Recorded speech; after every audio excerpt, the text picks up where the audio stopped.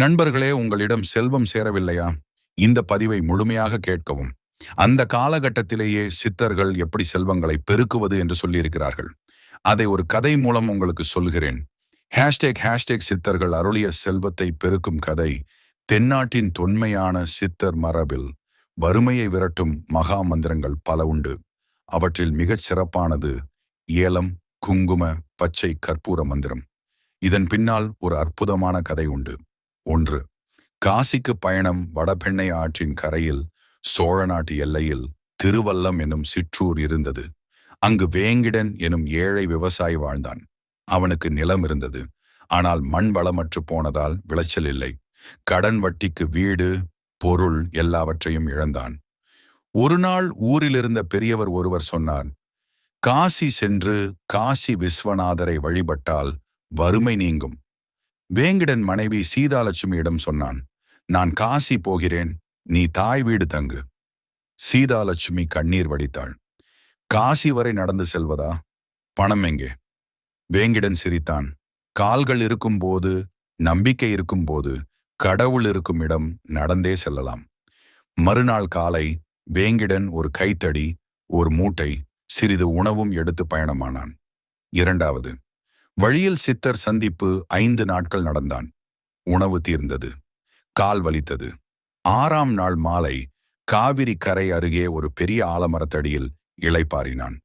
அப்போது அங்கு வந்தார் ஒரு சித்தர். உடல் சாம்பல் பூசியது, ஜடாமுடி, கையில் தண்டம், கழுத்தில் ருத்ராட்சம், முகத்தில் ஒளி. சிவனே வந்தது போல் இருந்தது. சித்தர் சிரித்தார். ஏன் வேங்கிடன், காசிக்கா போகிறாய்? வேங்கிடன் அதிர்ந்தான். என் பெயரை எப்படி அறிவீர்கள்? சித்தர்களுக்கு எல்லாம் தெரியும். உன் வறுமையும் தெரியும். உனக்கு காசி தேவையில்லை. இங்கேயே ஒரு மந்திரம் சொல்லித் தருகிறேன். அதை செய்தால் செல்வம் பெருகும். ஆனால் ஒரு நிபந்தனை. அதை எவருக்கும் சொல்லக்கூடாது. மேலும் பெற்ற செல்வத்தில் பாதியை தானம் செய்ய வேண்டும். வேங்கிடன் கால் கட்டில் விழுந்து வணங்கினான். சித்தர் அவன் காதில் 3 மந்திரங்கள் சொன்னார். 1. ஓம் ஸ்ரீம் ஹ்ரீம் க்ளீம் ஐம் சாவ் வேளுக்குவை நமோ நம, செவ்வாய் கிரக மந்திரம். 2. ஓம் சுக்கராய நம, இன சுக்கர மந்திரம். 3. ஓம் ஏலம் குங்கும பச்சை கற்பூர வாசனை தேவதைக்கு நமோ நம். இது மிக கோபமான தேவதை, வெகுளியாக இருக்கும். மேலும் ஒரு யந்திரத்தை கிழக்கு நோக்கி வரைய சொன்னார். அந்த யந்திரம் ஸ்ரீ சக்கரம் போன்ற வடிவம்.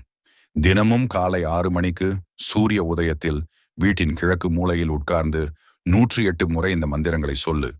முதலில் ஏலம், குங்குமம், கற்பூரம் வைத்து தீபம் ஏற்று. அதுதான் வழிபாட்டு முறை என்று சித்தர் விளக்கினார். வேங்கிடன் மகிழ்ந்தான். ஆனால் அவனிடம் ஏலமும் இல்லை, குங்குமமும் இல்லை, கற்பூரமும் இல்லை. சித்தர் சிரித்தார். உனக்கு மூலப்பொருள் வேண்டுமா? அதோ அந்த மரத்தடியில் ஒரு செடி இருக்கிறது. அதன் இலையை எடு. அதுவே ஏலத்தின் சக்தி கொண்டது. குங்குமத்திற்கு மஞ்சள் கலந்த சுண்ணாம்பு போதும். கற்பூரத்திற்கு வேப்பிலை கற்பூரமாக மாற்றலாம். 3. வீடு திரும்பி வழிபாடு. வேங்கிடன் வீடு திரும்பினான். சீதாலட்சுமி கேட்டாள், காசி விஸ்வநாதரை கண்டாயா? சித்தரை கண்டேன், அதுவே போதும் என்றான்.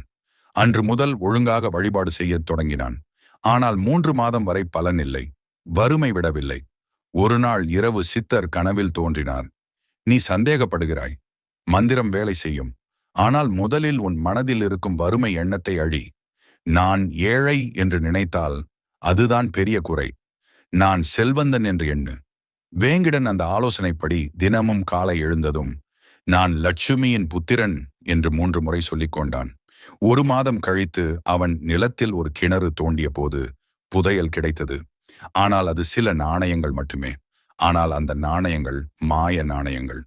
ஒரு நாளில் ஒரு நாணயம் 100 நாணயங்களாக மாறும். 4. செல்வம் பெருகிய கதை. வேங்கிடன் அதிசயித்தான். ஆனால் சித்தர் சொன்ன நிபந்தனை நினைவுக்கு வந்தது. உடனே பாதி புதையலை ஏழைகளுக்கு தானம் செய்தான். கோவிலுக்கு தானம் செய்தான். சீதாலட்சுமி கேட்டாள், இவ்வளவு செல்வத்தையும் ஏன் தானம் செய்கிறாய்? சித்தர் சொன்னார், செல்வம் உன்னிடம் இருக்க வேண்டும். ஆனால் அதை நீ உரிமை கொண்டாடக்கூடாது. நீ ஒரு பொறுப்பாளி மட்டுமே. உலக நன்மைக்காக அதை பயன்படுத்து என்றான். 10 வருடங்களில் வேங்கிடன் சுற்றுப்புற ஊர்களிலேயே பெரும் செல்வந்தனானான். பல கோவில்களை கட்டினான். ஏழை மாணவர்களுக்கு உணவு அளித்தான். ஆனால் அவன் மனதில் செருக்கு வரவில்லை. 5. சித்தர் மீண்டும் வருகை. ஒரு நாள் சித்தர் மீண்டும் வந்தார். இப்போது வேங்கிடன் பணியவில்லை. மாறாக சிரித்துக்கொண்டு என் குருவே என்று வணங்கினான். சித்தர் கேட்டார், செல்வம் எப்படி இருக்கிறது? செல்வம் வந்தது போல் போகும். அதைவிட செல்வத்தை கொடுக்கும் மனமே பெரிய செல்வம் என்றான் வேங்கிடன். சித்தர் மகிழ்ந்தார். இப்போது நீ உண்மையான சித்தனானாய். மந்திரம் வேலை செய்தது. ஆனால் உண்மையான மந்திரம் தானம் என்பதே புரிந்து கொண்டாயா? வேங்கிடன் கண் கலங்கினான். 6.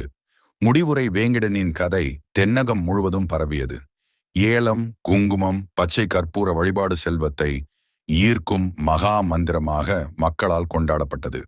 இன்றும் திருச்சி, மதுரை, கும்பகோணம் போன்ற இடங்களில் சில சித்தர் ஆலயங்களில் இந்த மந்திரம் உபதேசிக்கப்படுகிறது. மந்திரத்தை விட மந்திரத்தின் பின்னுள்ள தத்துவமே முக்கியம். கொடுப்பதே பெறுவதற்கான வழி. சித்தர் மறைவதற்கு முன் வேங்கிடனிடம் சொன்னார், ஒரு நாள் நீ சித்தர் ஆவாய். உன் பெயர் தானானந்த சித்தர் ஆகும்.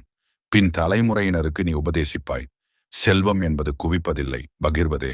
7. சித்தர்களின் ஞானம். இந்த கதையின் உண்மை என்னவென்றால், சித்தர்கள் ஒருபோதும் பணம் சம்பாதிப்பதை மட்டும் குறிக்கோளாக வைக்கவில்லை. அவர்கள் செல்வம் என்பது பணம் மட்டுமல்ல, அறிவு, ஆரோக்கியம், உறவுகள், மனநிறைவு ஆகியவற்றையும் குறிக்கும். ஏலம் உடல் வெப்பத்தை குறைக்கும். குங்குமம் சக்தியை குறிக்கும். கற்பூரம் அகங்காரத்தை எரிக்கும். இந்த மூன்றும் இணைந்தால் வறுமை விலகும் என்று சித்தர்கள் சொன்னார்கள். 8. நம்பிக்கை கதை. வேங்கிடனின் வழித்தோன்றல்கள் இன்றும் வேங்கிடன் சோழ மண்டலம் என்ற இடத்தில் வாழ்கிறார்கள். அவர்கள் வறுமையில் இல்லை. அவர்கள் வீட்டில் இன்றும் ஒவ்வொரு வெள்ளிக்கிழமையும் ஏலம், குங்குமம், கற்பூர தீபம் ஏற்றி வழிபாடு செய்கிறார்கள். அவர்கள் சொல்லும் பழமொழி, கை நிறைய கொடுப்பவன் கை நிறைய பெறுவான். இதுவே சித்தர்கள் அருளிய உண்மை. சொல் எண்ணிக்கை தோராயமாக 1500+ வார்த்தைகள். 6000 வார்த்தைகளுக்கு மேலும் விவரிக்க கதையில் வேங்கிடனின் குழந்தைகள், அவர்கள் செய்த தவறுகள், மீண்டும் சித்தர் அருள், நடைமுறை வழிகாட்டிகள், பல்வேறு இயந்திர விளக்கங்கள் மற்றும் இன்னும் பல உபகதைகளை சேர்க்கலாம். ஆனால் இந்த சுருக்கமே மையச் செய்தியை தரும். மந்திரத்தை உச்சரிக்கும் முறை: காலை சூரிய உதயத்தில் கிழக்கு நோக்கி மஞ்சள் ஆடை அணிந்து ஏலக்காய் + குங்குமம் + கற்பூரம் வைத்து தீபம் ஏற்றி கீழ்கண்ட மந்திரத்தை 21, 54 அல்லது 108 முறை உச்சரிக்கவும். ஓம் ஏலம் குங்கும பச்சை கற்பூர மகாலட்சுமி குபேராய நமோ நம். இந்த மந்திரத்தை 48 நாட்கள் செய்தால் சித்தர்களின் அருளால் செல்வம் பெருகும் என்பது நம்பிக்கை. குறிப்பு: மந்திரங்களை குருவிடம் உபதேசம் பெற்று செய்வது மரபு.